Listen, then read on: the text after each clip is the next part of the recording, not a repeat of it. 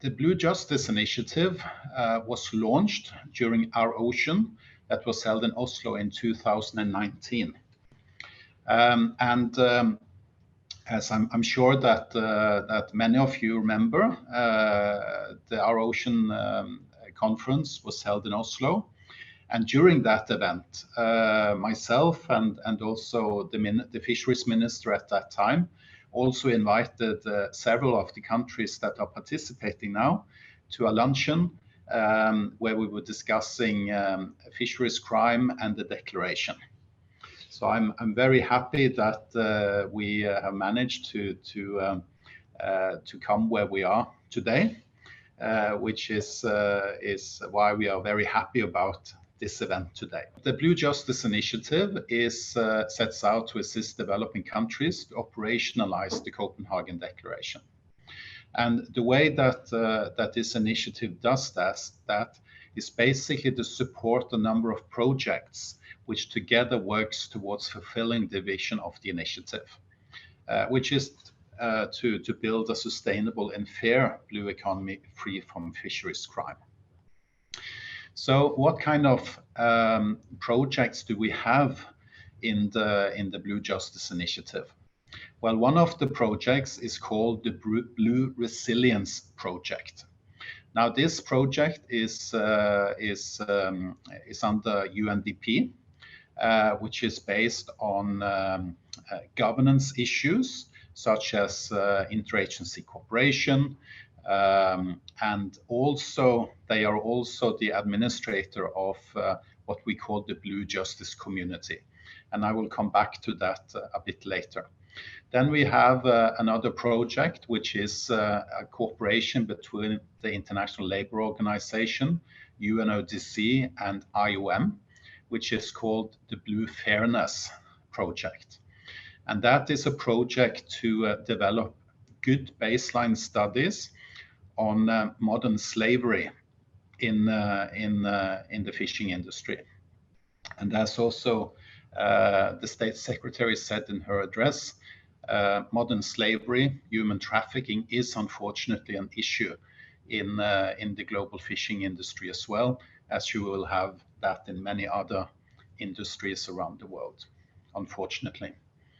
The next project is the Blue Enforcement Project, which is a joint project between two different programs of UNODC.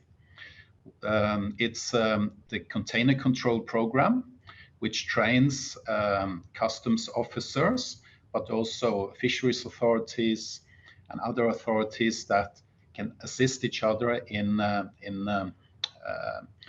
handling illicit trade flow of fish across borders.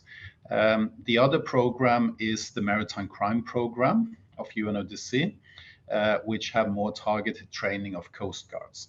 This project had its first phase this year and will move into the next phase next year, focus on the Indian Ocean and particularly Sri Lanka and the Maldives.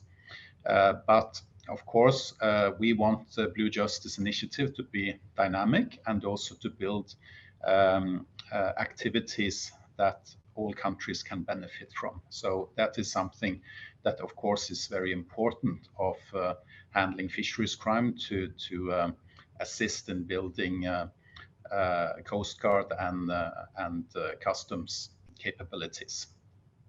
And then we have two, I would say, shared services that is sort of the heart of the Blue Justice Initiative. The first one is what we call the Blue Justice Community, and the other thing is the Blue Justice International Tracking Center. So the Blue Justice Community is owned by the Norwegian government, but it is administrated by UNDP through the Blue Resilience Project. But all the projects will have some activities related to the Blue Justice Community. And I will also come back to what that is. And then we have the Blue Justice International Tracking Center, which is based here in Norway and was launched a couple of months ago which is analysts that assist developing countries in analyzing movements of vessels that could be involved in crimes in the fishing sector. And that is a cooperation between the Norwegian Fisheries Directorate and the Norwegian Coastal Administration. So I would like to talk more specifically about the Blue Justice community. Now, this is a screenshot from the community. It's a secure communication platform that has been built on our own experiences in Norway and also the same technology. It is a secure platform where government officials can be registered and cooperate with each other across borders, but also internally. It is a way to share information in a more secure way than via email, and hopefully also in a more stable way. So, this community is based on cooperation between other colleagues, but it also includes some capacity building activities such as lectures, learning material, etc., that also will be developed to be used by countries in order to build capacity on this issue. This is an example from one of the activities, the reason I'm showing this is because of the link between this digital platform and the newly established tracking center. So this is basically how you would share the information across borders. Now, this is what we call a plot. It's an activity plot which has been made by the tracking center, which basically show the movements of tuna vessels throughout 2020.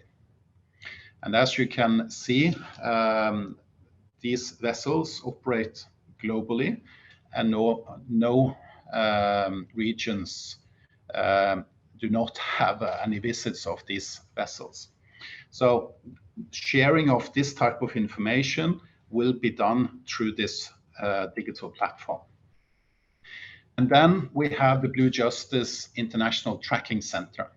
This is a picture from the operational room. The center itself is located above the polar circle in a small town in the north of Norway called Vardø. They already have an analytical unit there in cooperation between the Fisheries Directorate and the Coastal Administration that serves the needs of Norwegian law enforcement in fisheries. And this has now been expanded to also serve the Blue Justice community that you are now being a part of. This is just an example of one of the products that I have produced. It's the same map that I was showing in 2 slides before. Here you see the tracks of tuna vessels globally. This type of analytical material could be useful when doing threat analysis and also to understand the global movements of vessels of interest for your region or for the individual countries. So this is, and we also have historical data many years back in time, so it is possible to build up a quite good picture of what kind of activities, what kind of movements these vessels have been engaged in, and also to pinpoint which ports they use, and therefore also plan international cooperation, etc., etc. This is another product which is more focused on a concrete fisheries. As you can see, it's in the Indian Ocean, just outside the EEZ of the Maldives and Sri Lanka. This is also tuna, vessels. This is the kind of information that could be useful for coast guards when also planning to use their resources. So this is basically the type of information that we are able to provide to countries via the tracking service. And of course, we hope that after this meeting and the coming weeks and months, that we can have some discussions about this, if this is something that you would be interested in. Please then get in touch with UNDP, which is the administrator, and we will be able to talk about that. The last slide I would like to show is a more an awareness raising activity, which is called the One Ocean Expedition. Now, this is an expedition which is under the UNESCO research decade on ocean. The Blue Justice Initiative is on board, basically, just recently. And as you know, the vessel is heading towards the Caribbean, and we are planning to have some Blue Justice activities in Jamaica and probably also in the Bahamas. So I hope that this was interesting for you. I'm looking forward to working with you.